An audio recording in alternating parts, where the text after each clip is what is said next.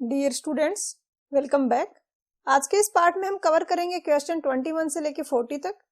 और पिछले पार्ट के जैसे इसमें भी क्वेश्चंस हैं वो ज़्यादातर थ्योरेटिकल हैं, तो हम क्विकली कवर करेंगे। क्वेश्चन 21 में गिवन है कि रोड में जो विड्थ ऑफ फॉर्मेशन होता है वो कौन सी विड्थ है। तो एक होती है लैंड विड्थ, जिसको रोड लैंड भी बोला जाता है, जो राइट ऑफ वे है उसकी जो विड्थ होती है। दूसरी होती है फॉर्मेशन विड्थ, जिसमें कैरेज वे प्लस जो शोल्डर्स हैं उनकी विड्थ को कंसिडर किया जाता है। जैसे कि इस डायग्राम में देखें तो ये रोड लैंड या लैंड विड्थ है, लैंड विड्थ भी बोला जाता है इसको, जो यहां से लेके यहां तक है। और जो बीच में ये वाला है ये कैरेज वे है, जिसको पेमेंट वे भी बोला जाता है। इसके दोनों साइड ये शोल्डर्स हैं। तो फॉर्मेशन विड्थ है, उसमें सिर्फ कैरेज वे और शोल्डर्स को हम काउंट करते हैं। इन दोनों की विड्थ को अगर ऐड करें तो वो होती है फॉर्मेशन विड्थ। या हम ऐसे भी कह सकते हैं कि जो एम्बैंकमेंट हमने बनाया है रोड के लिए, जैसे कि ये वाला पार्ट तो ड्रेनेज के लिए है और ये वाला है, यहाँ पे हमने इस तरीके से एम्बैंकमेंट बनाया है। तो एम्बैंकमेंट के दो लेवल पे हम विड्थ काउंट कर सकते हैं। एक तो बॉटम पे अगर करें तो ये वाली होगी, टॉप पे अगर हम करें तो ये वाली विड्थ होगी। तो हम ये भी कह सकते हैं कि एम्बैंकमेंट की जो टॉप पे विड्थ है, जो कि ये वाली है, वो विड्थ ऑफ फॉर्मेशन है। अब यहाँ पे क्वेश्चन में ऑप्शंस गिवन है। ए में तो सिर्फ कैरेज वे गिवन है, तो ये तो नहीं हो सकता, शोल्डर्स की भी हम काउंट करेंगे। बी में गिवन है कि पेमेंट प्लस एंड शोल्डर्स, तो ये हो सकता है। एम्बैंकमेंट एट ग्राउंड लेवल नहीं होगा, ये टॉप लेवल जो है एम्बैंकमेंट का, उसकी विड्थ को बोला जाता है फॉर्मेशन विड्थ, और ग्राउंड लेवल वाली विड्थ है वो इससे ज्यादा होती है। तो ये भी नहीं हो सकता, ये हो सकता है। अब एक पॉइंट ये भी है कि अगर कैरेज वे में कोई सेपरेटर्स आ रहे हैं बीच में, जैसे 2 लेन है और बीच में सेपरेटर है, तो उसकी विड्थ भी काउंट की जाती है विड्थ ऑफ फॉर्मेशन में। तो बी ऑप्शन भी करेक्ट है, लेकिन अगर बी और डी में देखें तो डी ज्यादा एक्यूरेट है। अगर डी नहीं होता यहाँ पे ऑप्शन, तो उस केस में बी को हम करेक्ट कंसीडर करते। बट अभी इन दोनों को कंपेयर करें तो बी में उसने जस्ट पेमेंट लिखा है, तो हो सकता है वहां पे कुछ सेपरेटर हो और उसका मेंशन नहीं किया गया, तो हम बी को नहीं करेंगे, डी को आंसर करेंगे। नेक्स्ट है क्वेश्चन 22। क्वेश्चन 22 में गिवन है कि राइट ऑफ वे की जो विड्थ होती है अर्बन एरियाज में, वो 24 मीटर टू 60 मीटर होती है। तो ये किसके लिए करेक्ट है, ये गिवन विड्थ की जो रेंज है? तो ये किसी के लिए भी करेक्ट नहीं है, एनएच और एसएच। ये एक टेबल है खन्ना एंड जस्तो की बुक में, इसमें गिवन है कि आईआरसी जो इंडियन रोड कांग्रेस है, उसने कितनी कितनी विड्थ है, जो लैंड विड्थ है, land width he right of वे की विड्थ होती है, तो कितनी कितनी विड्थ है वो रखी जानी चाहिए, कितनी रिकमेंड की गई है। तो एक तो क्वेश्चन में मेंशन नहीं किया गया कि वो प्लेन एंड रोलिंग टेरेन के लिए है या माउंटेनियस टेरेन के लिए है। अगर हम प्लेन और रोलिंग टेरेन कंसीडर करें तो ओपन एरियाज में तो ये 30 टू 60 मीटर होगी, और अर्बन एरियाज को हम बिल्टअप एरिया में कंसीडर कर सकते हैं, तो उसके लिए ये 30 टू 60 मीटर होगी। एनएच और एसएस दोनों के लिए सेम है, और जो रेंज है वो 30 मीटर टू 60 मीटर है। और क्वेश्चन में गिवन है 24 मीटर टू 60 मीटर, तो इसलिए ये किसी के लिए भी करेक्ट नहीं है, तो आंसर हो जाएगा ऑप्शन डी। नेक्स्ट है क्वेश्चन 23। 23 में पूछा है कि जो रोड है उसकी पेमेंट विड्थ है वो किस पे डिपेंड करती है। तो पेमेंट विड्थ एक तो एक पर्टिकुलर लेन है उसकी कितनी विड्थ है उस पर डिपेंड करेगी, नंबर ऑफ लेन्स कितने हैं उस पर डिपेंड करेगी, प्लस जो सेपरेटर्स वगैरह लगे हुए हैं डिफरेंट लेन्स के बीच में, या फिर जो अपोजिट साइड की लेन है उनके बीच में, उनकी विड्थ पे भी डिपेंड करेगी। इन सब का जो सम होगा वो होगा पेमेंट विड्थ। अब ऑप्शंस यहाँ पे गिवन है, उनमें टाइप ऑफ ट्रैफिक तो नहीं हो सकता, बचे ऑप्शन ए और सी। अब ए और सी में हमें एक टिक करना है।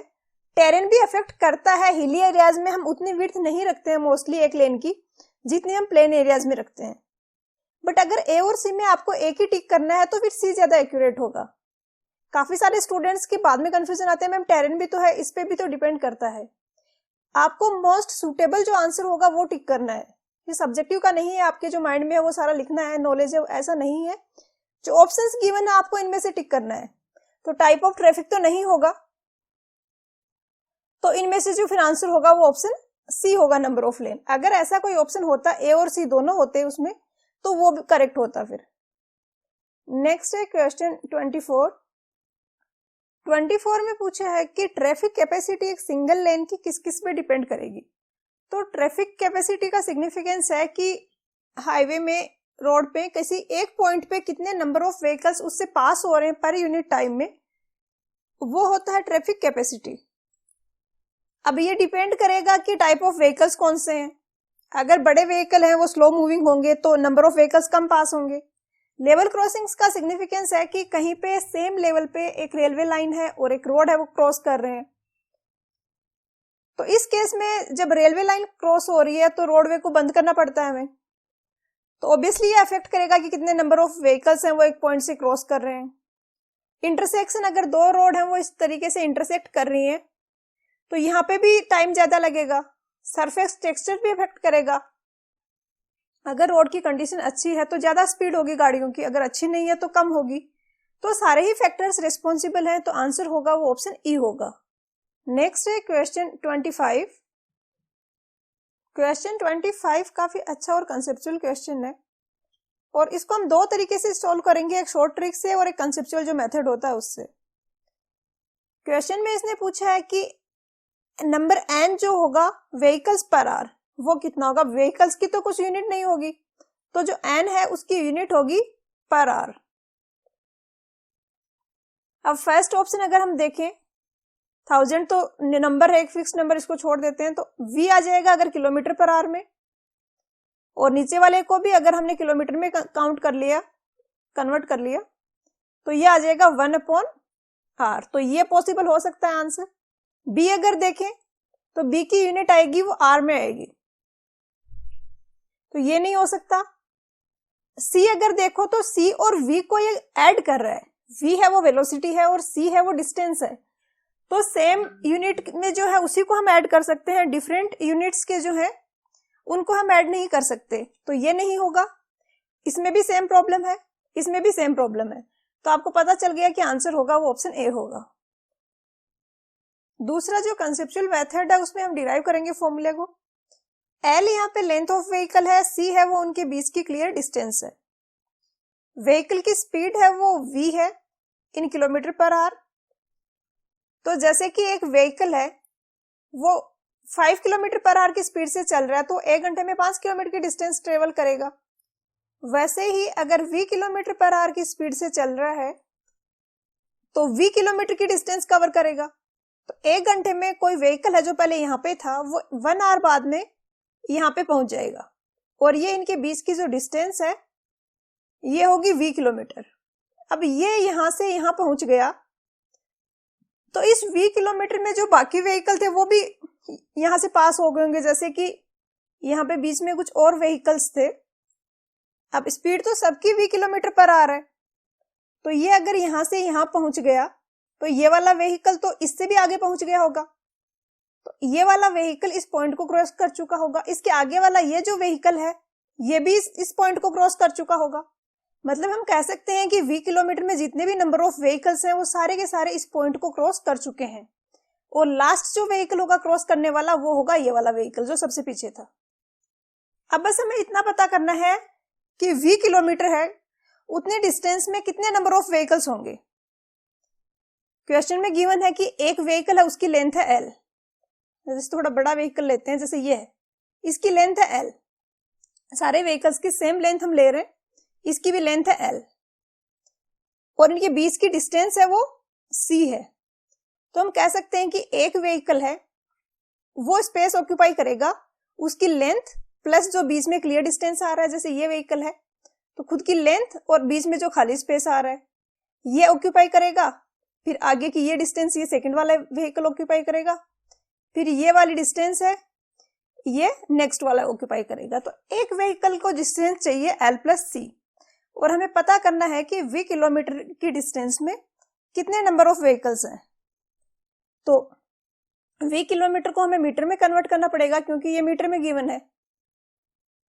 तो v किलोमीटर को मीटर में कन्वर्ट करेंगे तो आ जाएगा v इंटू 1000, डिवाइड कर देंगे हम एक व्हीकल कितनी डिस्टेंस ऑक्यूपाई कर रहा है।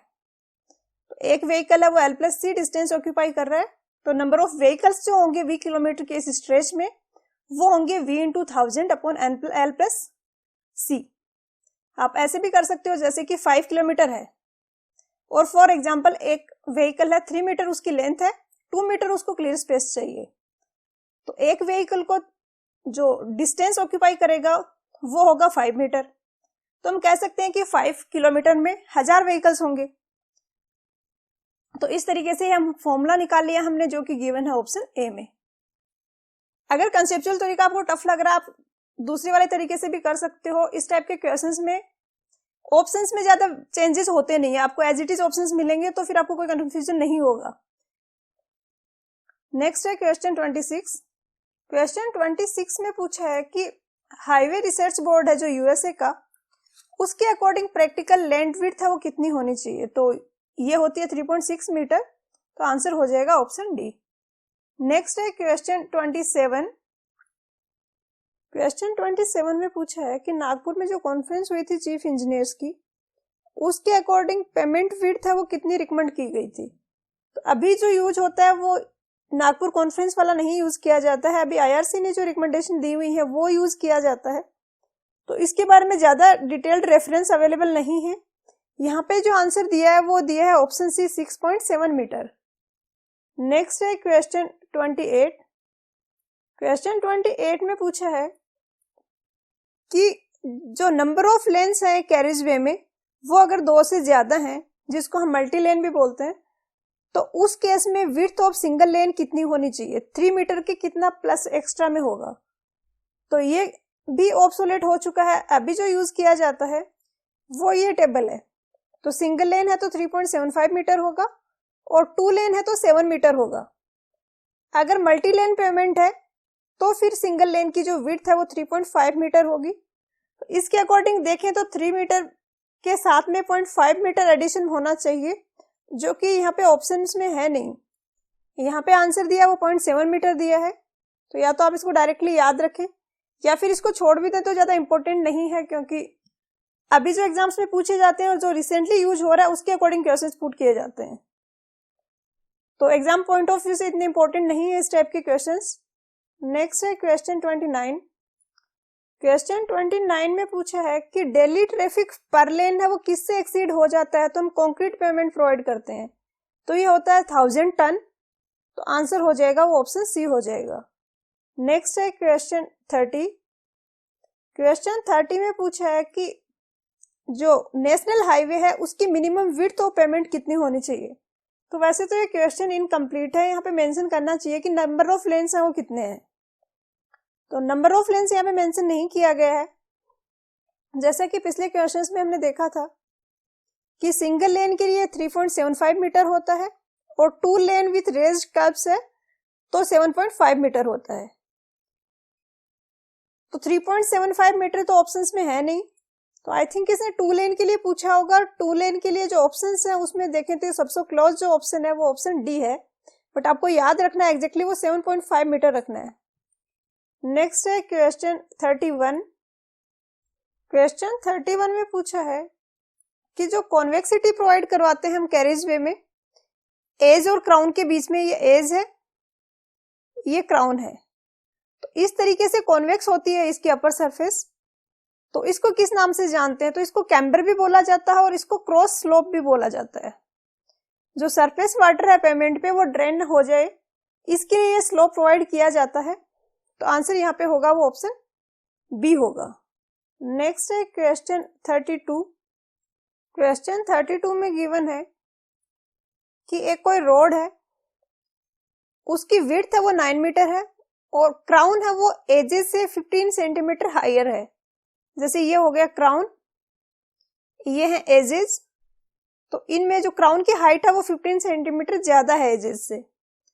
टोटल विड्थ है वो 9 मीटर है, तो ये भी 4.5 मीटर हो जाएगी, ये भी 4.5 मीटर हो जाएगी। और यहाँ पे पूछा है कि कैम्बर है वो कितना है, तो हमें स्लोप निकालना है। तो ये स्लोप थीटा है, ये वाला तो tan थीटा हो जाएगा यहाँ पे, 15 सेंटीमीटर, हमें इसको मीटर में कन्वर्ट करना पड़ेगा क्योंकि ये मीटर में गिवन है। तो 15/100 डिवाइडेड बाई बेस है 4.5 मीटर। तो इसको जब सॉल्व करेंगे तो ये आ जाएगा 1/30। तो आंसर हो जाएगा, वो हो जाएगा ऑप्शन सी। नेक्स्ट है क्वेश्चन 33। क्वेश्चन 33 में पूछा है कि वो एरिया जहां पे रेनफॉल कम है, स्कैनिटी मतलब कम रेनफॉल है, तो कैम्बर प्रोवाइड करेंगे, वो क्या होगा? तो कैम्बर होता है सरफेस वाटर को ड्रेन करने के लिए किया जाता है। तो अगर रेनफॉल कम हो रहा है तो उस केस में ज्यादा कैम्बर रिक्वायर्ड नहीं है, तो फ्लैटर होगा।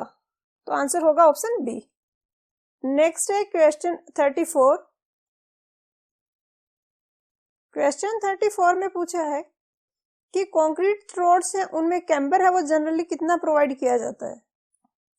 तो ये टेबल आपको याद रखनी है, काफी बार इससे डायरेक्ट क्वेश्चंस पूछे जाते हैं।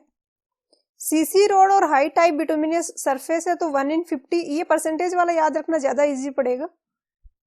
1.7 से 2 तक, 2 से 2.5%, 2.5 से 3% और 3 से लेके 4%। इनमें 0.5 से इंक्रीज हो रहा है, यहाँ पे 1% से हो रहा है। अगर हैवी रेनफॉल है तो ज्यादा वाला देंगे, लाइट रेनफॉल है तो कम वाला कैम्बर प्रोवाइड किया जाएगा। तो सीसी रोड का क्वेश्चन में पूछा गया है तो ये होना चाहिए 1/50 टू 1/60। और ऑप्शंस जो गिवन है उनमें एग्जैक्टली 1/50 टू 1/60 तो नहीं गिवन है, बट दिए गए ऑप्शंस में देखें तो सबसे बेस्ट मैच है वो ऑप्शन डी है। 48 की जगह 50 था वहां पे, और ये रेंज है डायरेक्टली मैच कर रही है। तो आंसर होगा वो ऑप्शन डी होगा। आंसर के में जो आंसर दिया है वो ऑप्शन ई दिया है, बट वो नहीं होगा, तो ये करेक्शन करना है आपने। और जो अभी मैंने आपको टेबल शो की वो खन्ना एंड जस्तो की बुक में अवेलेबल है। नेक्स्ट है क्वेश्चन 35। क्वेश्चन 35 में पूछा है कि अर्थ रोड्स में जो कैम्बर होता है वो कितना प्रोवाइड किया जाना चाहिए। तो अभी पिछले क्वेश्चन में हमने जो टेबल देखी वही यहाँ पे एप्लीकेबल है, और अभी हमें देखना है अर्थ रोड्स के लिए, जो कि गिवन है 1/25 टू 1/33, 1/25 टू 1/33। और यहाँ पे क्वेश्चन में जो ऑप्शंस गिवन है उनमें एग्जैक्टली तो नहीं मैच कर रहा है, बट अगर देखें तो सबसे बेस्ट सूटेबल जो आंसर होगा वो ऑप्शन ए होगा, 1/20 टू 1/24, क्योंकि यही सबसे ज्यादा क्लोज है इसके। नेक्स्ट है क्वेश्चन 36। क्वेश्चन 36 में पूछा है कि अगर एक्सेसिव कैम्बर प्रोवाइड किया गया जाए तो उसकी वजह से क्या इफेक्ट होगा। तो अगर कैम्बर है वो एक्सेसिव है तो व्हीकल्स की टेंडेंसी रहेगी कि वो यहाँ सेंटर पे चलेंगे ज्यादा, क्योंकि स्टीप स्लोप पे चलना अनकंफर्टेबल होगा पैसेंजर्स के लिए। तो जो सेंटर वाला पोर्शन है उसका डिटेरियोरेशन होगा। जो हाई स्पीड में चलने वाले व्हीकल्स हैं वो एजेस की तरफ स्लिप भी होंगे, तो बी भी करेक्ट है। और बर्न शायद ये शोल्डर्स को बोल रहे हैं यहाँ पे। तो अगर स्लोप जितना ज्यादा होगा, जो रेन वाटर सरफेस वाटर उसके सरफेस के ऊपर से फ्लो हो रहा है उसकी वेलोसिटी उतनी ज्यादा होगी, और वेलोसिटी ज्यादा होगी तो यहाँ पे वो इरोजन ज्यादा करेगा। तो सी भी करेक्ट है, तो आंसर हो जाएगा ऑप्शन डी। नेक्स्ट है क्वेश्चन 37। क्वेश्चन 37 में पूछा है कि कैम्बर है वो किस फॉर्म में प्रोवाइड किया जाता है। तो ये स्ट्रेट लाइन के मेथड से भी हम प्रोवाइड कर सकते हैं इस तरीके से, पैराबोलिक भी हो सकता है इस तरीके से, या फिर एजेस में स्ट्रेट और सेंटर में पैराबोलिक भी प्रोवाइड किया जा सकता है। तो सारे ही करेक्ट हैं ऑप्शंस ए बी सी, तो आंसर हो जाएगा वो ऑप्शन डी हो जाएगा। क्वेश्चन 38 में पूछा है कि किसी पेमेंट में पैराबोलिक कैम्बर प्रोवाइड किया जाए तो इस केस में एंगल ऑफ इंक्लिनेशन जो है वो कहाँ पे ज्यादा होगा, कहाँ पे कम होगा।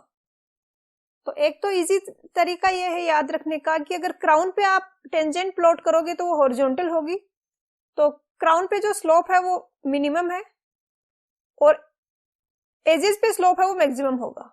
एजेस से क्राउन की तरफ जा रहे हैं तो स्लोप है वो डिक्रीज हो रहा है।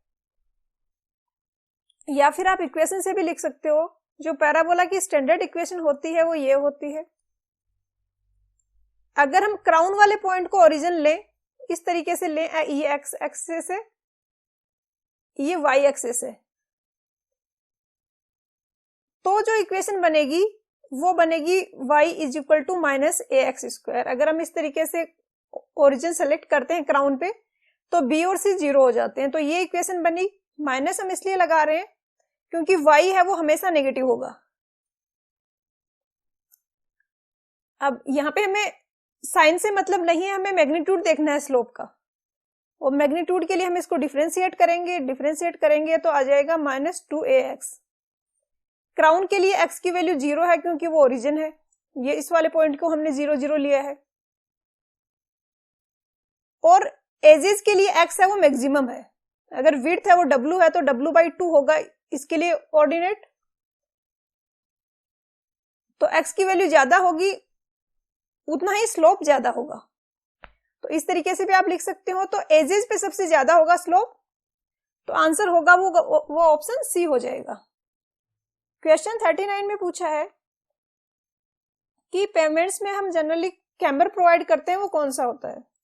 तो एक तो सबसे पहले आपको ऑप्शंस देखने हैं, उसके अकॉर्डिंग फिर आपको आंसर करना पड़ेगा। सेम क्वेश्चन 38 से पहले था, वहां पे हमने आंसर किया था ऑल ऑफ द अबव। यहाँ पे ऑप्शंस गिवन है, उनमें ऑल ऑफ द अबव है नहीं। स्ट्रेट लाइन है, पैराबोलिक है, straight line and parabolic crown है। तो फिर यहाँ के ऑप्शंस के हिसाब से आंसर जो होगा वो अलग होगा। वैसे तो हम ये तीनों ही प्रोवाइड करते हैं, बट इन तीनों में ज्यादा प्रेफर किया जाता है वो सी वाले को किया जाता है, जिसमें यहाँ पे तो स्ट्रेट लाइन है और यहाँ पे इस तरीके से पैराबोलिक है। और ये प्रेफर इसलिए किया जाता है कि एक तो जो स्ट्रेट लाइन वाला मेथड था उसमें जो फास्ट मूविंग व्हीकल थे उनको बार बार ओवरटेक करना पड़ता है, और ओवरटेक करना पड़ता है तो यहाँ पे चलते हो इधर जाएंगे फिर इधर जाएंगे, तो इस क्राउन को बार बार उन्हें क्रॉस करना पड़ता है। इस वजह से थोड़ा सा अनकंफर्टेबल रहता है उनके लिए। तो ये प्रॉब्लम यहाँ पे हट गई है, और जो स्ट्रेट लाइन मेथड के जो बेनिफिट्स थे वो भी यहाँ पे मिल रहे हैं। तो तीनों में अगर कंपेयर किया जाएगा तो फिर बेस्ट होता है वो ऑप्शन सी होता है। नेक्स्ट है क्वेश्चन 40 में पूछा है कि किसी रोड का एलिवेशन है वो इंक्रीज हो रहा है, जैसे लेंथ के अलोंग अगर हम प्लॉट करें तो इस तरीके से है, जैसे जैसे हम आगे बढ़ रहे हैं ये एलिवेशन इंक्रीज हो रहा है। तो इस केस में जो स्लोप होगा रोड का लॉन्गिट्यूडनल डायरेक्शन में उसको क्या कहते हैं, तो ये होता है ग्रेडियंट। आंसर होगा ऑप्शन ए। और क्लोज स्लोप और ग्रेडियंट में आपको कंफ्यूज नहीं होना है। जैसे ये रोड की विड्थ है, तो विड्थ के अलोंग ट्रांसवर्स डायरेक्शन में जो स्लोप है वो तो है क्रॉस स्लोप या कैम्बर, और जो लेंथ की डायरेक्शन में स्लोप है उसको बोला जाता है ग्रेडियंट। तो आज के लेक्चर वीडियो में इतना ही, मिलते हैं नेक्स्ट वीडियो में। पढ़ाई करते रहिए। All the very best.